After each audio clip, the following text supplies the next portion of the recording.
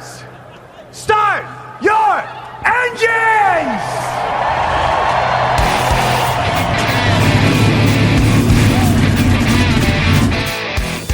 Hit the pace car! What for? Because you hit every other damn thing out there, I want you to be perfect! When I'm driving, I got a guy on the radio who talks to me. You see him, but he talks to me. Well, I wanna be a race car driver. Pretty girls eating from my hand, yeah. Wanna live a life of fun and danger. No sweater working for the man, alright. Well, I wanna be a firefighter. Cool-headed when the heat is on, yeah. Save my baby from the burning building. Take her home and put the sleepless on, alright. No, he didn't slam you, he didn't bump you, he didn't nudge you, he rubbed you. And rubbing, son, is racing. Hey, race fans, welcome to the Hoobazoo Radio Network and welcome to Drafting the Circuits. My name is Frank Santoroski. I'll be your host for the next hour. Joining me in the studio are Richard Youden and Louise Torres. Fellas, how we doing tonight? Very good, thank you. Pretty good for once after work. For once after work, yeah. So, hey, man, be happy you're working. Other people aren't. Other people are working from home and can't get away from their kids. Anyway, our weekend of no racing continue. It looks like we will have some NASCAR racing in May, with several races at two different tracks. Looks like we're actually going to get a Coca-Cola 600 in to kick, for our to make some normalcy out of our month of May. But at the end of the day, the month of May without the Monaco, Indianapolis, Charlotte just won't be the same. I think Monaco is canceled for good. Indy's postponed till August. NASCAR is going to do some races without fans. That won't seem the same either. Probably limited media. So, our planned show was the month of May Extravaganza to kick off the month of May. We should have been talking about the Indianapolis Grand Prix coming up and the Formula One season that should have been well underway, but instead we'll turn to the past again as we have the last couple of weeks, and we'll relive some of our favorite memories of races that were held in May at Indianapolis and at Monaco and at Charlotte. So, but first, the racing news of the week. I don't know if Louise, you had a chance to see the iRace. Seth is our big iRace guy, but Lando Norris went from 1 week praising the IndyCar guys to the next week trashing them. And that's a story that's gained a lot of traction.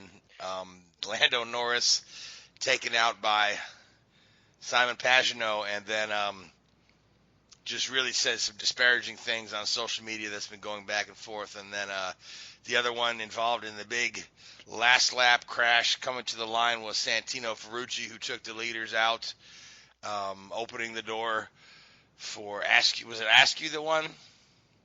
Yeah, no. Yeah. No, it was not Award. Askew. It was Scott McLaughlin.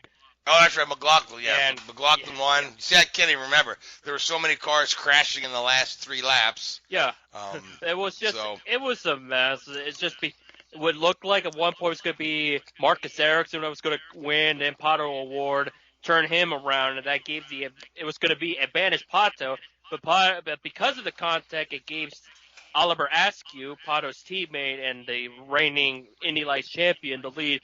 Then Santino Ferrucci pretty much did a stock car move, shades of Carl Edwards and Brad Keselowski at Gateway almost a decade ago, believe it or not. Send them up in the air, and then out of nowhere, it caught me by surprise when I was watching the race and Twitch streams live. All I heard Connor Daly shout he got second. I was like, Connor Daly got second of this out of nowhere. Especially in a car. It was a Carlin car, not the Ed Carpenter machine, but a Carlin, the 31 that he'll run the remaining race that he was not assigned and the ECR machine equipped stuff and all that. But the biggest frustration. Yeah, but the fact that it's an iRace, there's a lot more parity in there than saying he's in a Carlin car versus a Carpenter car. Don't you think? Yeah, it's just usually I'm on top of things when I look at the entry list. I know which teams they're representing and whatnot. that one glossed. I completely glossed that he was not driving the Carpenter car, but a Carlin with the colors and the numbers, because that's what essentially it is: the number, the colors, and whatnot, and how the experience they got on iRacing. But what looked like the frustrating aspect of that whole thing is like the IndyCar Challenge. It was smooth sailing, no drama, little to no drama at all, and then all in the last couple laps with Santino and then Lando Norris and Simon Pagenaud, it killed the vibe. It just destroyed it. It was like everything that I really enjoyed on the IndyCar side compared to NASCAR all went under in just a few laps, which was really discouraging because they put on a heck of a show. They seemed like everything flowed well, seamlessly. Whereas NASCAR is all over the place with certain regulations and who's happy and who's not happy and vice versa. And then all of that happened. It is looking at social media, it caused a further divide with the IndyCar and Formula One fans that has kind of had that bad stigma for years, unfortunately. And I think to myself, yeah, it's a sim racing. Some people say it's a video game. Others will say it's sim racing for a realistic aspect. Some just don't care.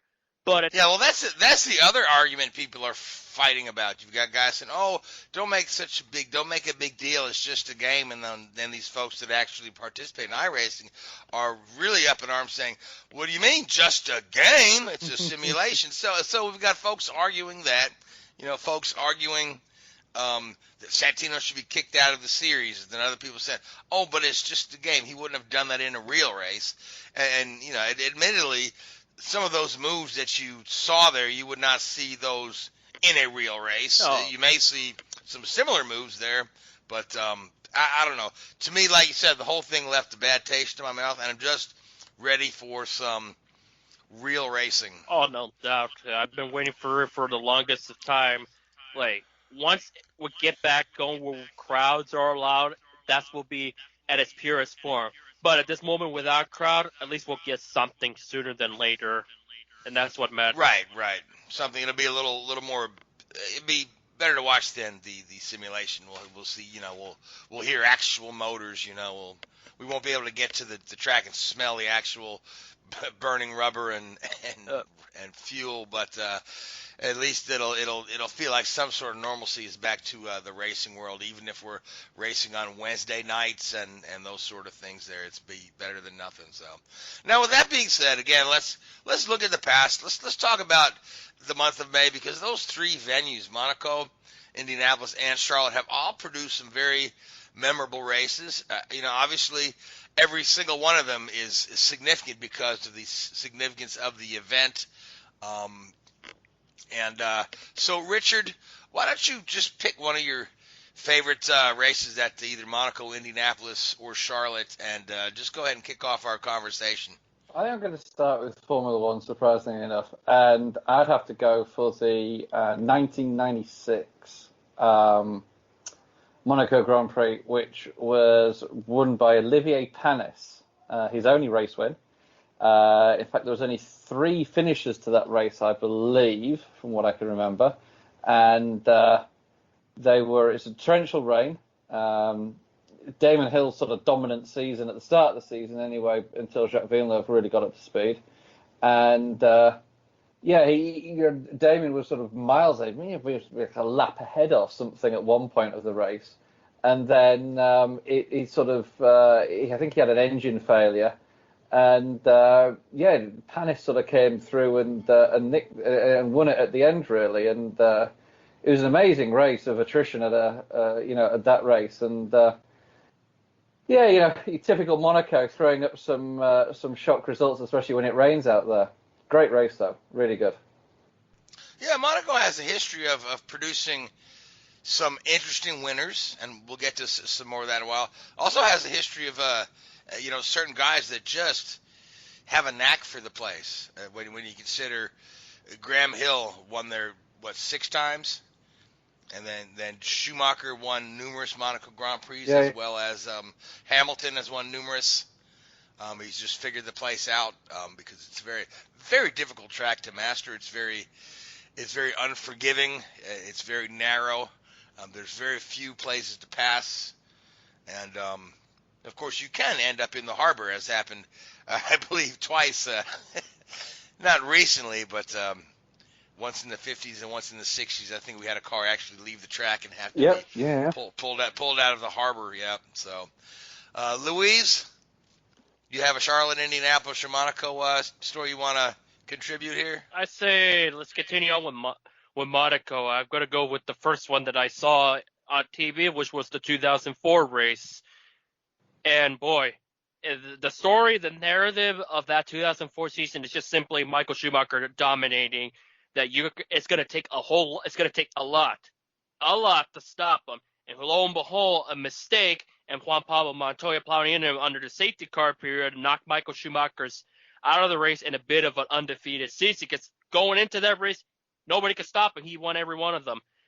But there were some takeaways of that race that I still remember that drew interest for me, because I didn't saw the thing live at 7 a.m. East Pacific time, because I was, a kid, so I would not be able to wake up that early. I was too into the 04 Indy 500. But since it was rain delayed and was short, and I said, oh, they're re-airing Monaco, I'm going to go give it a look. And I was thinking, this place is just it's just attrition and madness. And at the time, I was thinking, that's unique, that's interesting. And no doubt the best drive that Jarno Trulli had ever had in his entire career happened in that day. He won from the pole.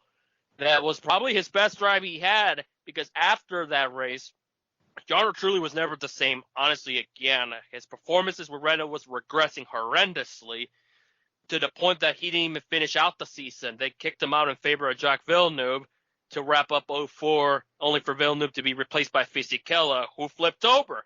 Yes, during this, it was like the second lap around their safety car, there was a huge puff of smoke, and then out of nowhere, Fisichella was upside down, and David Coulthard, it needs to be said, that was just a real bad year for him in the McLaren, and it kind of showed that to a fault, overstayed his welcome in McLaren at that point.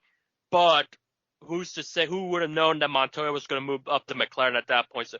So judging by how he did, it was just not the brightest season he had compared to the previous years. Especially, it's been he was at the shell of a former self phase of his Formula One career. That 04 kind of started that whole thing.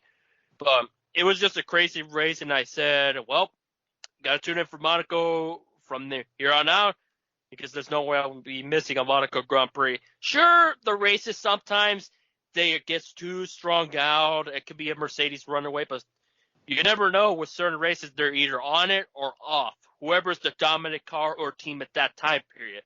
And some other team nails it, they're going to nail it really well.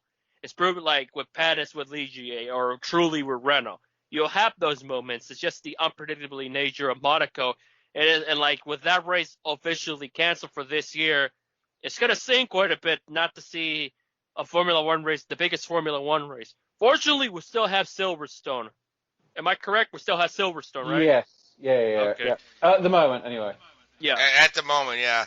I believe they're talking Silverstone without fans, too. So. And also talking potentially Silverstone backwards as well for a second race. For a second race, yeah. I think they're looking at the NASCAR model where they're not going to have to travel as far. Yeah. Get a few more races in. So. I mean, you could have a whole Formula One World Championship in the UK. Yeah. All the teams are based there. Save for those Ferrari guys. And Alpha, what's that now? Alpha team. Yeah. Sauber and whoever Toro Rosso are now. AlphaTauri and Alfa Romeo with Toro Rosso being the AlphaTauri today. Yeah, that's it, yeah. Yeah, I can't keep up with all the name changes. I still want to call them Minardi. Yeah. Anyway, so for me, there's a lot of Monaco Grand Prix that stick out in my head because actually the first Formula One race I ever watched was a Monaco Grand Prix, and my uncle had bought this brand new invention at the time that it cost him like $1,000. Called radio. No. It was a VCR. There we go.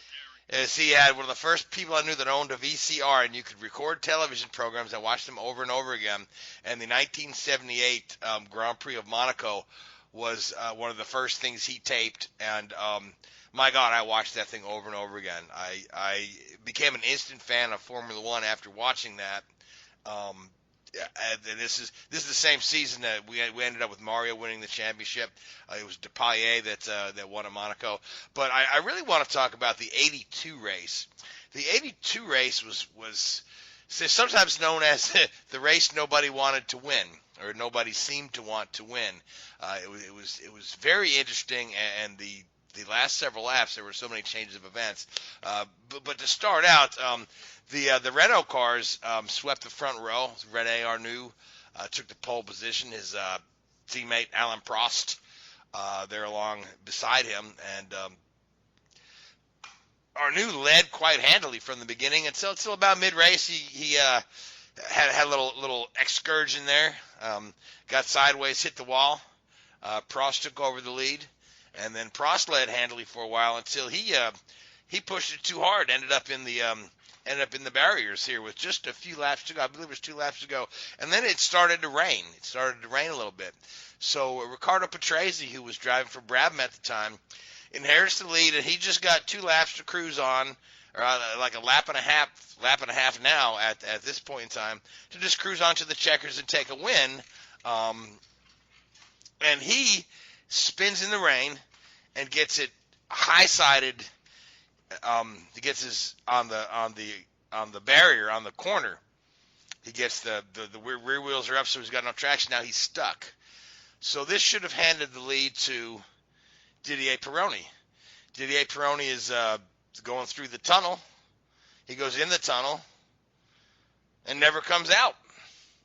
Runs out of fuel in the tunnel. Now, this then should have handed the lead to Andrea de Cesaris, who also runs out of fuel. So now we have a car that was a lap down just a bit ago. Derek Daly is suddenly in a position to win. And he's a few corners from getting to the front side of the track when his gearbox fails. Now, in the meantime, the BBC commentators, the commentary team being led by a certain Mr. James Hunt, James Hunt is there, and he says, well, now we've got this ridiculous situation where we're waiting for a winner to come by to the line, and we don't seem to be getting one. In the meantime, the marshals had pushed Patrese off of the curbing. He was able to bump start the car and kind of just finish the lap there, cruise on. He actually has no idea that nobody else has made it to the finish line yet, and he's feeling very dejected. He's thinking he had the race win in his hand, and he threw it away. And as he's driving, he notices that people are waving and cheering, and he says, "Oh, I guess they just feel bad for me. They're happy that I got going again, right?" And he gets, he pulls, finishes the lap, pulls into his pit, and he's greeted by all these cheers and pats on the back, and he's wondering, what the heck? And they say, "You won!" And he had no idea he had won. He thought he had thrown it away. So I thought that was just a very interesting turn of events there at the end of the race, and you can still find that one on YouTube with the full BBC commentary and listening just the. James Hunt was ecstatic about it, wasn't he? Yes. Him and Mr. Patrese were not particularly good friends. No, Ricardo got a little bit of a bad rap in the 70s. There were a lot of folks that kind of blamed him. Ronnie Peterson, wasn't it? For the Ronnie Peterson accident. That's, in my mind, that was a bit unfair. The folks at fault for Ronnie Peterson are the starter, who waved the flag. But the real villains in the Ronnie Peterson story is the marshals and the medical care, the shoddy medical care that he received. Well, they wouldn't let the doctor to the car, would they, to start with? Right. And then even in the hospital, he received some pretty shoddy care and misdiagnosis, and because Peterson never should have died. No. Those were not life-threatening injuries, but it was the shoddy medical care and the lack of quick medical care where Peterson was laying on the track, and they wouldn't let the doctor through because in Italy, it's a race crash is considered a crime scene, but they wouldn't let the doctor through to get to the injured driver who's laying on the ground with his legs twisted. Yeah, so I mean to blame Patrese for any of that is just awful. Although in the later years, Patrese ended up winning a few more races, and having a nice run with Williams as a teammate to Mansell, and he pretty much this day and age he's pretty well respected. Yeah. But back then not quite so much. Yeah, compared to the other driver that ran that many races, Patrese at the Ceteris, Patrese actually backed it up. But to be fair with Andrea, he did have some brilliance with qualifying, like Long Beach comes to mind, or Monaco. Just imagine had he won that thing. Who, DeCastris? Yeah. Imagine had he won that race, and just the thought of that and James thinking about it would probably not been bode well. Or unless it was around that time where his driving was starting to be questioned by Hunt, right? It was. Hunt would question anything that moved, I think, wouldn't they? Yeah. Well, I mean, DeCastris was he was prior to that he was teammates with John Watson at McLaren before they hired Prost, I believe, and they said they knew that the MP4 chassis was strong. This was again the first carbon fiber monocoque in Formula One, and they said they knew that it was strong and can withhold crashes because of DeCastris crashed it so often. So they had all the confidence in the world that the thing could hold up in a crash. Matter of fact, his nickname was DeCrasherus, if you recall. Yeah. Of course, you're not old enough to recall, but if you've read about it, but yeah, then the other guy who could have won there in that scenario, Derek Daly. Could you imagine if Derek Daly had a Grand Prix win at Monaco to his credit? He might. So, I don't know. It's very, very interesting turn of events at that race. So, now, when do you guys want to continue with a few more Monacos? We'll just do them in order that they are on TV, Monaco, Indianapolis, and I mean, there's the other one, there's the famous Monaco race 84, where Senna should have won, but Alain Prost had them stop the race early. I think it was 84, wasn't it? Yeah, 84. 84 was raining horribly, and it was Senna was in the rookie. Tolman. And the Tolman was gaining on Prost at an alarming rate. Yeah. At an alarming rate. But what people don't realise, and I may be wrong when I say this, but I think Lauda was gaining on Senna as well, wasn't he? I think everybody makes, and I did read a report on this race, and I haven't looked at the timing of it or anything like that, but a lot of people did say, well, when they called the race, yes, Senna was gaining on Prost, but Lauda was also gaining on Senna. Now I say I haven't looked at the timings of it to be able to clarify that, but that was always the comments people started to make about it, because everybody said, it was the Senna race and all this sort of stuff, which it undoubtedly made his name, but there was also, his Lauda was catching Senna as well. Yeah, I think so they were both catching Prost. Prost was slowing down. Yeah. But the interesting thing about it all is the race marshal was, at that time, Jackie Eakes, right? And Jackie Eakes was the guy that made the call to pull the trigger and red flag the race before half distance.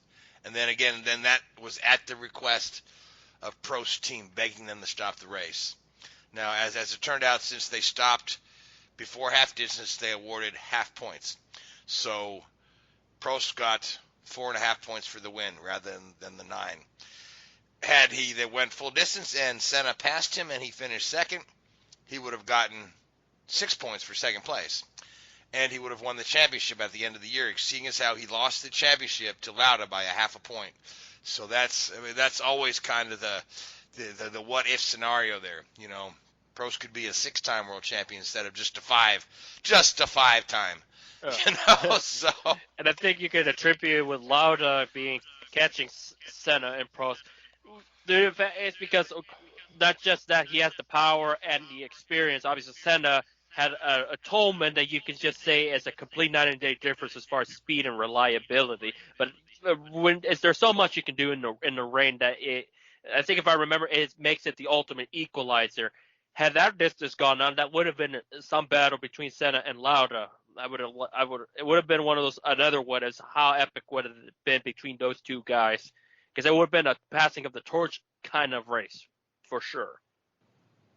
No, and well, as it turns out, it was. I mean, it's the one that put Senna on the map. Yeah. You know, he would have been noticed anyway in the Tolman eventually, but that kind of to be up there in second place in a car that started pretty well back in the grid. Senna was, had passed a number of cars in the rain during the race as well. So we all knew that. We all knew then at that moment that Senna was something special. Certainly. And any other Monacos we want to talk about, Louise or Richard? I don't think so. I mean, you could go on about all of them, couldn't you? But certainly you can, yeah.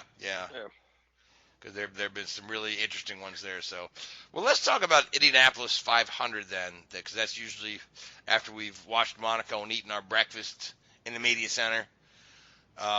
Then it's time for the Indy 500, all the pomp and circumstance of a race that it's kind of mind-boggling that it's not going to be held in May for the first time since the war, since 1945. It was supposed to be the first race under the new Roger Penske ownership of the track. As it turns out, it gives them more time to work on the planned improvements for the place, because I really can't wait to get back there and see all the improvements that he's made to the facility. But when I think about Indy 500s, the one that always instantly comes to mind as one of my favorites was one that I actually watched on television. I didn't attend, and that was in 1991. We saw in this race, we saw an epic battle between two of the greatest talents of the kart era, and that was Michael Andretti and Rick Mears. At the end, it was Mears who came out on top. Admittedly, I was a little torn with the result because I liked Mears and respected Mears a lot, and I thought it was really neat that he became a four-time winner. But also, I was a huge Michael Andretti fan.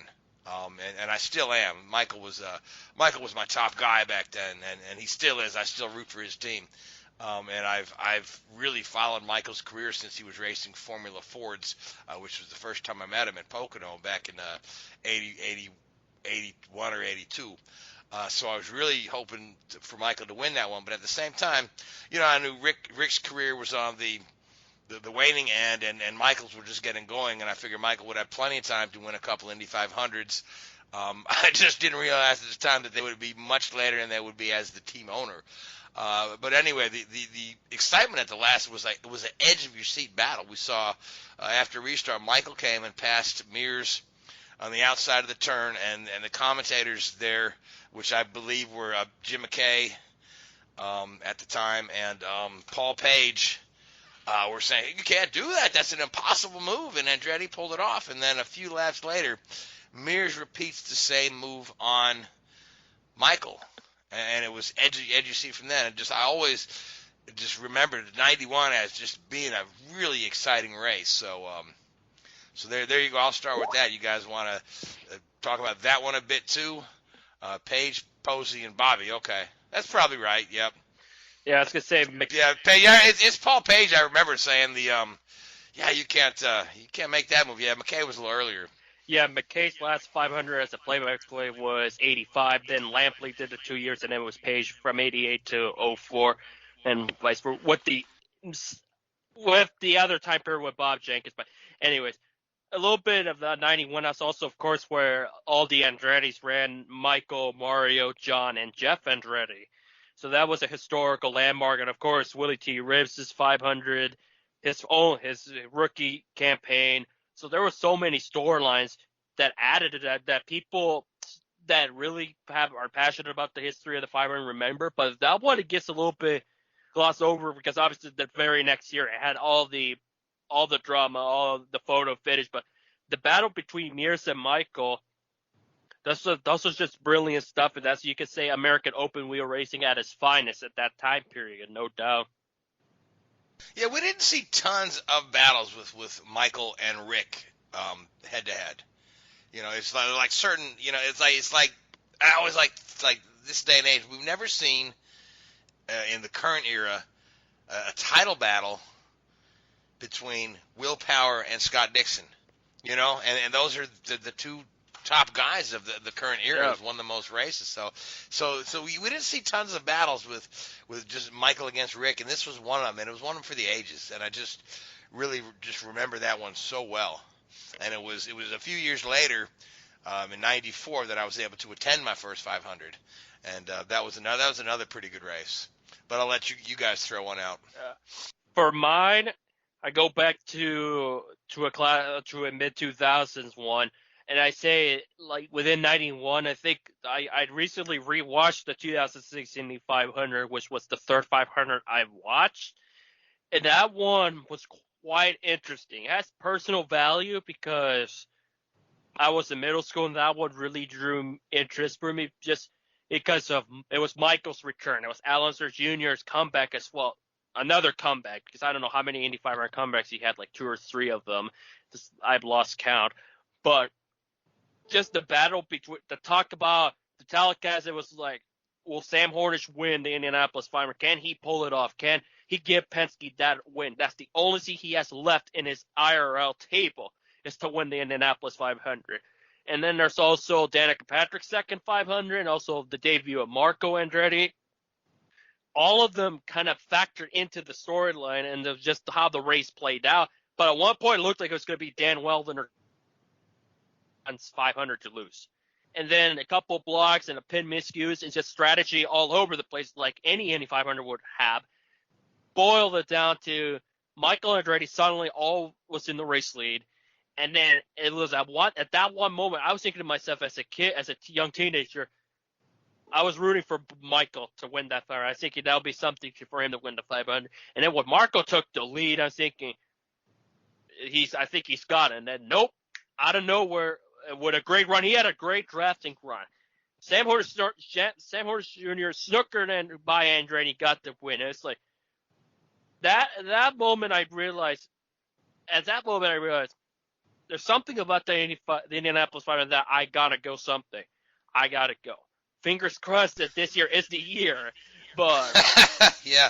So let me tell you my story about 06 because where I sit at the 500, because I usually spend most of my weekend in the media center, but I do hold on to race tickets because I prefer to watch the race from the stands with fans and partake in that excitement. And I've had the same seats for years. And my seats are in the J stand, which coming out of turn 4 onto the front straight. And I've got a really good view. I can see quite a bit of the backstretch, all of turn 3, all of turn 4, and most of the front stretch almost to the finish line, right? So I can't quite see the finish line by leaning forward and peering down. And so on that last, to give you perspective where my seat is, if you remember 2011, right where Hildebrand crashed, that's like right where my seats are, right there, coming out of turn 4. And I'm way up high, 1 row from the top. So on that last lap, I was sure that Marco had won the race, and I was screaming and cheering, Marco won, and then the dude that sits behind me took his hat off and smacked me in the back of the head with his hat and drew my attention to the Jumbotron because I wasn't looking at it to say Hornish won. I'm like, damn it. I thought Marco had broke the curse. But that was definitely a thrilling Indy 500 there. And that's, again, like you said earlier, that 91 doesn't always get mentioned in the most exciting ones because people always tend to that photo finish. They want to look at the 92 and or 82 with John Cock and Mears, and 92 with Scott Goodyear and Little Al, and then 2006. They like those photo finishes, and you can have the most boring race in the world leading up to that. If you recall the 92 race, it was pretty much Michael led all the laps.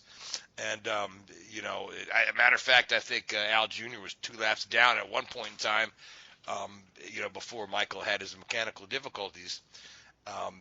So, I mean, again, that race was a stinker right up to the end, but everyone remembers that as one of the greatest ever. A stinker and also an attrition/injury fest for that 92 race. Yeah, that's the one where we had the very cold track temperatures, and it seemingly we couldn't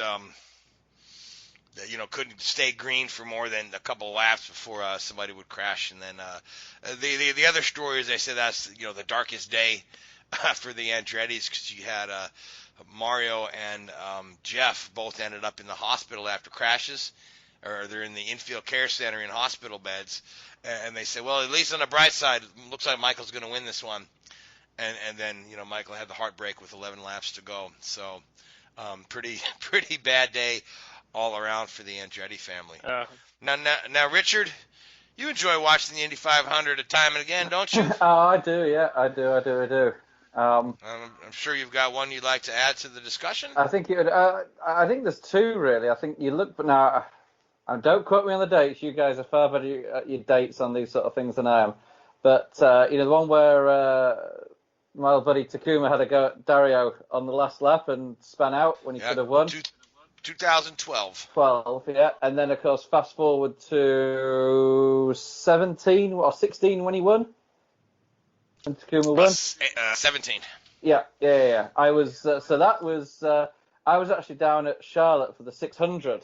We were watching the pre-race. Who was it? Lynyrd Skynyrd were playing on the infield at Charlotte. We were watching that, and everybody was watching that. I was watching the big screen at Charlotte where they had the 500 on, and of course that's when Takuma won. So I was pretty excited about that one. Yeah, and you've as we've told our listeners before, to remind you that Richard and Takuma used to work together. You were his one of his engineers when he was driving in Formula One for Honda. Yep. So, and again, I'm a big Takuma fan as well. And interestingly enough, I became a Takuma fan back when he was still running for KV Racing at the time, when he was driving the Lotus Colors. It wasn't a Lotus engine, but the Lotus Colors, the green and British Racing green and yellow. And for some reason, I kind of got drawn into the excitement that his fans hold for him, because there's a whole section that's not far from where I sit, and it's a whole section of Takuma Sato fans, right? And they are fanatic. They're all Japanese American, but they all will dress decked out head to toe in Takuma Sato gear. They're all wearing the green and yellow. And then a few years later, when he's driving for Ford, they're all wearing the ABC colors. But their passion and enthusiasm was so intoxicating, right? Watching them cheer for Takuma, that I started to pay attention to Takuma, and I became a big Takuma fan. And then when I thought he was going to win that one in 2012 before him and Dario had that little tangle in turn 2. But I was so pleased to see him win a few years later with Michael's team there, and really kind of redeem himself, because he gets a bit of a bad rap.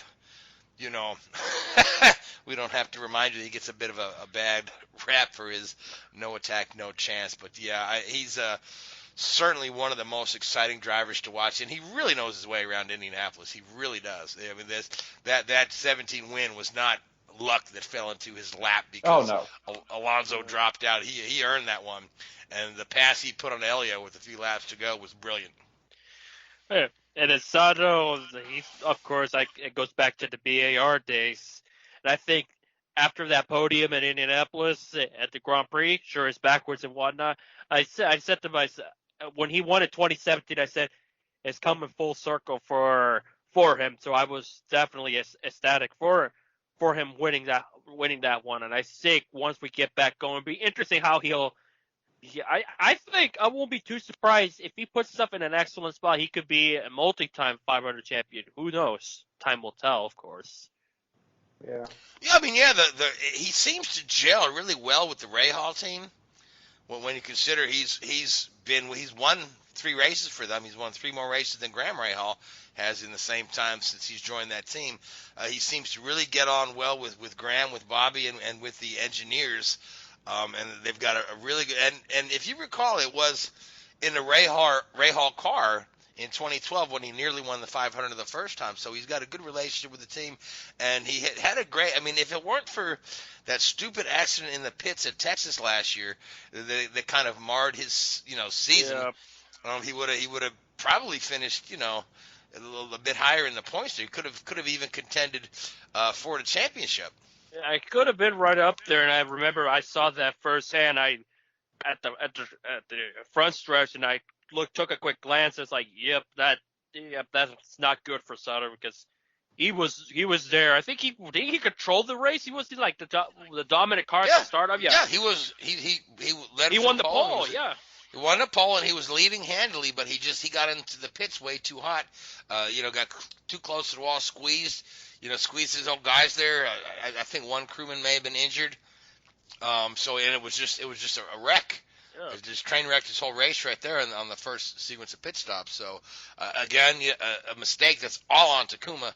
But again, this just if you look at how well he was running prior to that, and then he came back and won at Gateway. Mm-hmm. Redeemed himself. Well, they tried to blame him for starting the accident at Pocono. Yeah, Rose Express. Yeah. Yeah, and then that's where Takuma felt the need to defend himself and put the video out there that showed, all the way from the pit in that he didn't turn into anybody. So I feel like he was kind of called to the match. Who was it? Paul Tracy was like just destroying the guy, wasn't he? Which I thought was really bad for a guy of Paul Tracy's standing. I thought that was pretty off. Yeah, and can you blame Graham Rahal being done and over with? He didn't want to talk about it at the presser at Gateway. He was not having. He pretty much said, he's done. He's discussed about. He's moved on. But pretty much he was with Sato. He was like, of course, he was kind of like backing his team, and he felt like he doesn't need to say it. These people seen the video.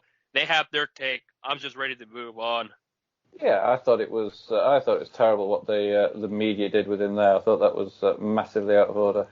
Oh yeah, and they were talking about that people were calling for his head on a platter, or at the very least suspend him for a couple races, and I think he was really treated a bit unfairly there. But good on him coming back at Gateway and winning and saying, look, that's the way you do it. Yep. Yeah. Play your guitar on the MTV. So. Yeah, I got that reference, but. Yeah, but there are a lot of Indy 500s that can be talked about. I've written extensive articles about. I did an article a couple of years ago called 99 Races, 99 Problems, and I had gone through each and every Indy 500 from the first through the 99th, and picked one hard luck story out of each race. And you can find that if you search 99 Races, 99 Problems on motorsportstribune.com. There are just a lot of really interesting hard luck stories out there, and some of them involve the same people over and over again. Ralph De Palma was one of the guys who was snake bit at Indy. Michael Andretti, of course. Scott Goodyear. So let's talk about Scott Goodyear a little bit, and because here's a guy who realistically could have won the Indianapolis 500 3 times. The first one being in '92 when he was involved in that epic battle with Little Al, and he was trying to make a move. If everyone remembers the play-by-play. Here they come, the white flag is out. Goodyear makes a move. Little Al wins it by just a few tenths of a second. And that race put Goodyear into the spotlight, and it kind of put the cameras on him for a while as a pretty good driver. He hadn't won anything up to that point. In later years, he ended up winning a couple of races at Michigan, proving his worth. And then in later years, he won a couple of races when he moved over to the IRL with the Panther team. But the next one that got away for him was the '95 Indy 500. And here's a race that he should have won handily. It would have been Honda's first win in a while, or ever. Might have been Honda's first win ever at the 500, but it wasn't to be. It would have been the first win for Firestone in quite a long time after years of the Goodyear Eagles dominating. But here's Goodyear with a good lead, right in position to win on the final, late caution, the final restart. And the pace car seems pretty slow on the lap going to the green. Goodyear roars right around the pace car, passes the pace car before they're in turn 4. Villeneuve almost follows him through, checks up, stays behind the pace car, and everyone's like, what is he doing? And then, of course, he goes on. He stays on the track. They black flag him, but he he stays on the track. He figures at this point, to come in to serve a black flag will certainly throw away the race.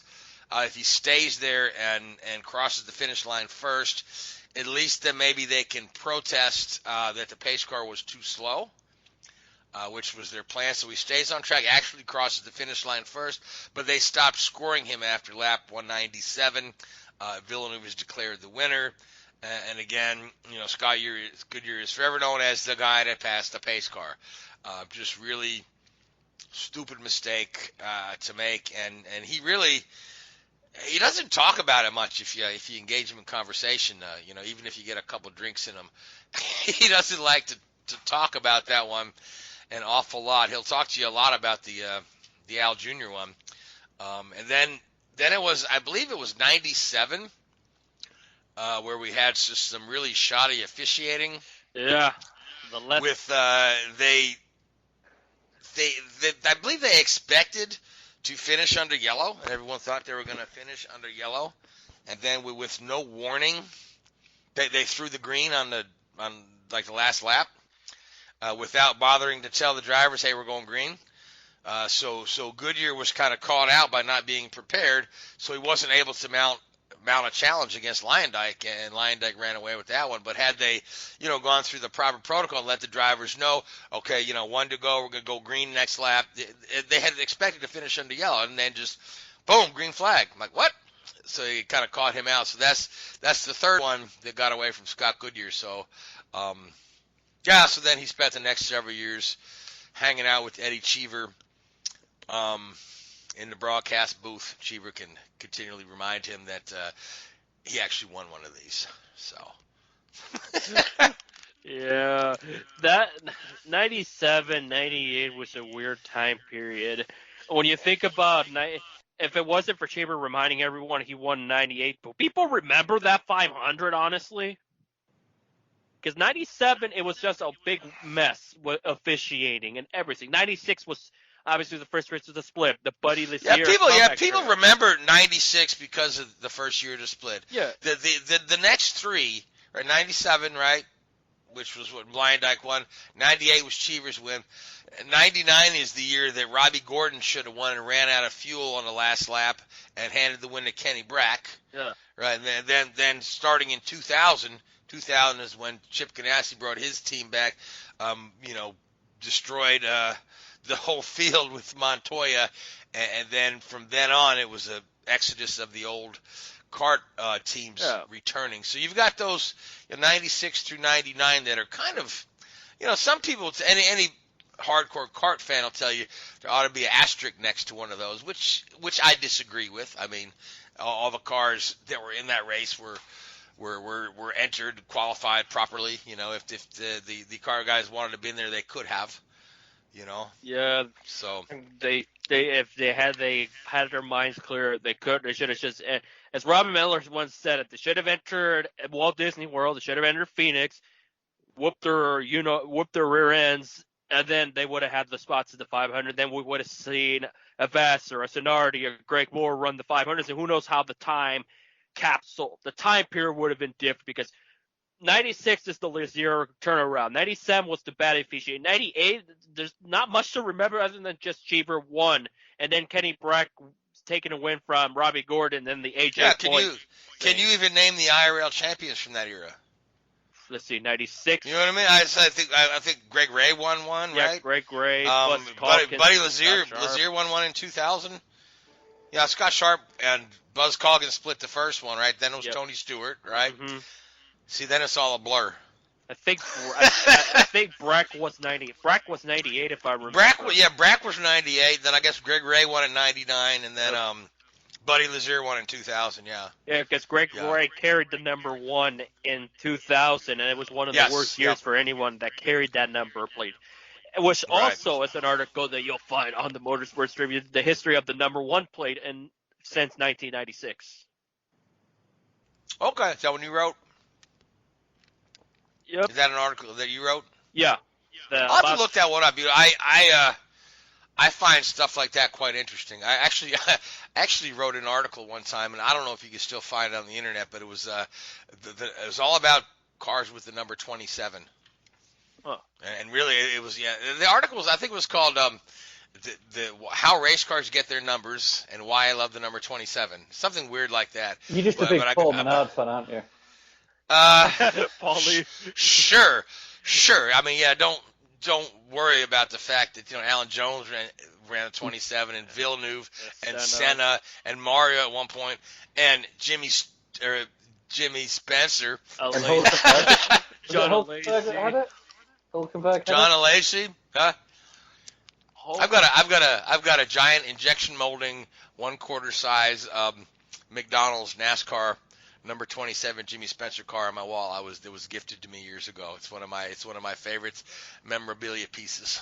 I believe the Hulkster did draw 27, if I remember. Yeah. Oh, Hulkenberg was 27. Yep. Yeah. Yep. So, but it is but in the whole article I go through how what system the different series used to number cars, and how it's changed over the year. Because if you look at the Formula One, in the early days they would number cars based on the entry, based on the time the entry was received at the track. So you would have a different number every race.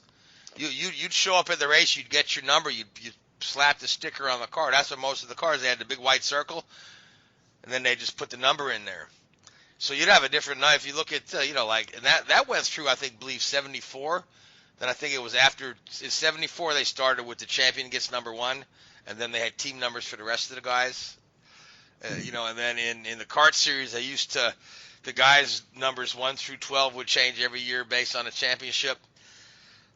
But if you won the Indy 500, you could run the 1 at Indy, even if somebody else was running the 1 during the season. So they'd have to take a different number. So it was really kind of, there was some structure to it, but no structure at the same time, because you were supposed to be numbered, 1 through 12 based on your finish in the championship, unless you wanted a different number. Then you could pick a different number or trade one. Yeah. So there really wasn't a whole lot of rhyme or reason to it. But then everyone eventually went to the NASCAR model and say, hey, let's have a number that stays with the team.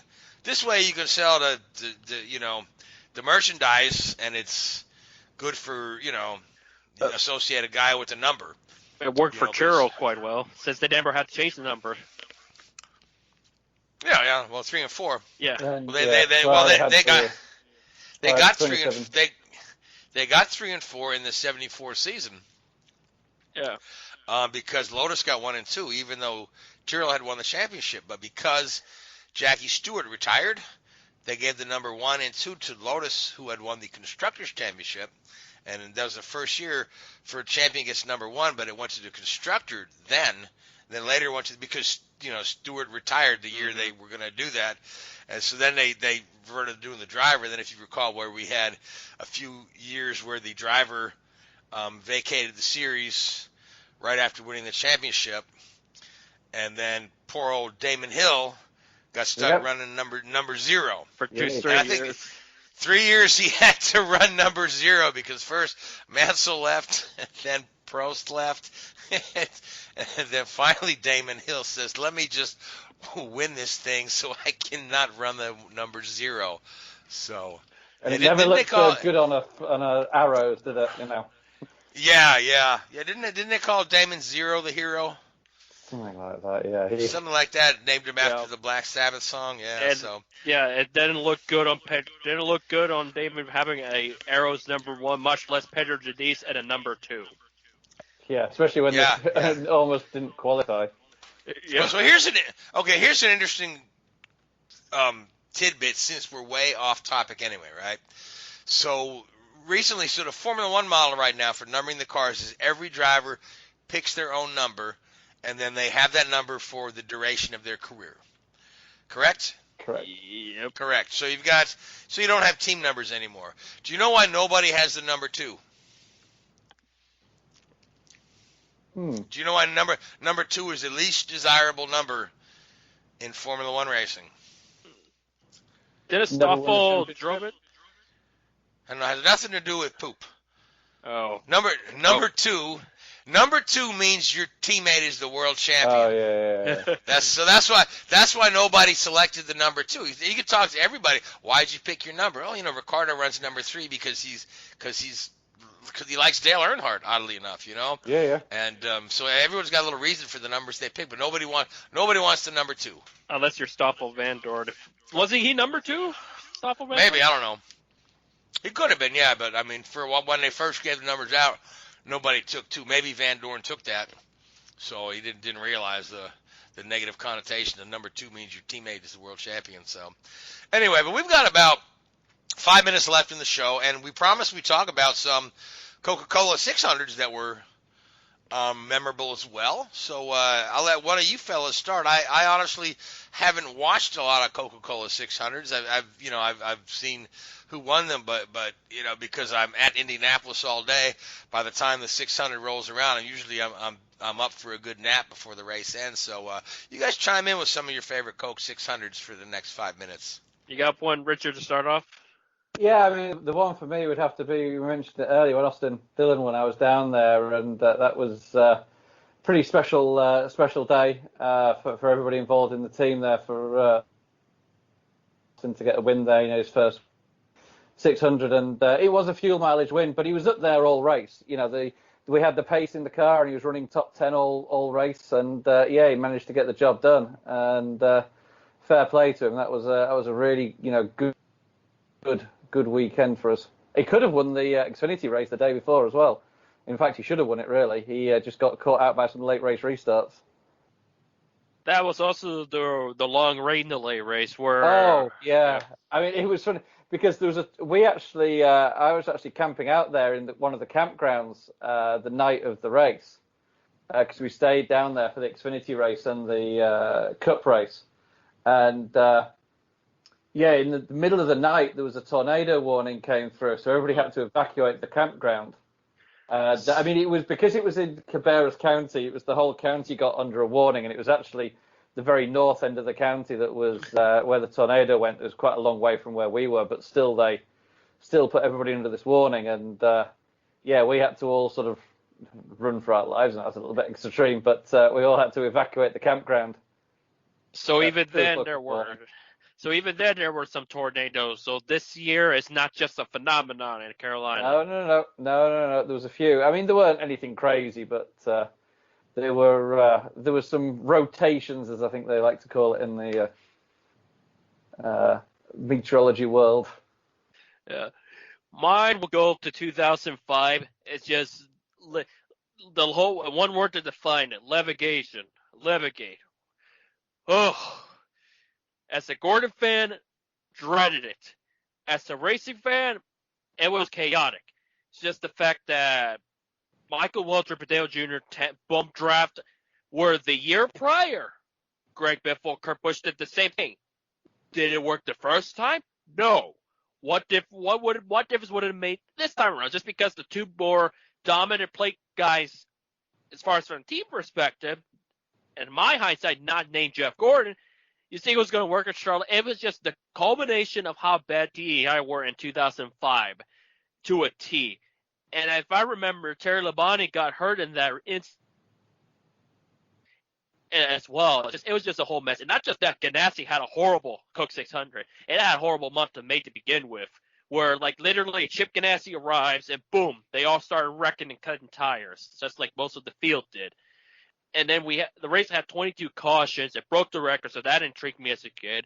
And then Joe Nemechek, if I remember, he was leading. He was about to win the whole darn thing, and then he lost it. And then he crashed, brought out the red flag. Believe it or not, it was the only red flag in that 600. Shocker, yeah. And then Bobby Labonte, who was driving Jason Leffler's colors because Leffler failed to qualify in an 11, out of nowhere he just decided to show up and had his best race all season. And guess who won? None other than John Cena, Jimmy Johnson, Super Jimmy, King of Lows won that one. So that one just sticks out. But as far as the other 600s, there are a lot of stuff like a Casey Mears winning the 600. Jeff Gordon's only DNF that year. That top 5, if you haven't looked at that top 5, it's just beyond insanity. I think like Kyle Petty, J.J. Yaley, Brian Baker's Resource were the top 5. There's been some good 600s, but those are the ones. Yeah, the 600. The 600 was the site of Jeff Gordon's first win as a NASCAR driver. I do remember that one. Yep. And it was a tire strategy, the 2 tires instead of 4, that put him in position to win his first race. That kicked off a pretty remarkable career. He did all right for himself, didn't he? Jeff Gordon. Yeah, he did okay. Yeah. People have heard of him. He's still around. So. So who's is the 600? Isn't that the one race Kyle Busch hasn't won yet? I think he finally won it last year or the year before. Okay, I was going to say there was a time where they said Kyle had won on every track except Charlotte. So I guess he's but did he win a 600? Yeah, it's just Denny has not won the 600, and that's all he has left as far as the crown jewel. It's just the 600. Denny Hamlin? Yep. Yeah, his crown jewel needs to be a championship. That's the one he's lacking. Yep. That's the big one from making him a first ballot or a multi-year ballot Hall of Famer. If he gets that championship, first ballot, doesn't matter if he ends up ever winning the 600. If he wins. Yeah. I mean, at the end of the day, the season championship is a bigger nugget on your resume. Unlike in like IndyCar racing where the Indy 500 trumps the championship on your resume. So, but anyway, we are out of time. So I want to thank you, Richard, and thank you, Louise. I want to thank the Hoobazoo Radio Network and thank iHeartRadio, Spreaker, and Google Podcasts. And I want to thank you folks who listened to us. I hope you've enjoyed tonight's show, and we'll be back next week and pretty soon. Before you know it, we'll have real races to talk about as NASCAR is going to run a couple races at Darlington. So we're looking forward to that. But till then, good night. WHOOBAZOO, that's Hoobazoo.com. Enter website, enter website, enter website, enter website.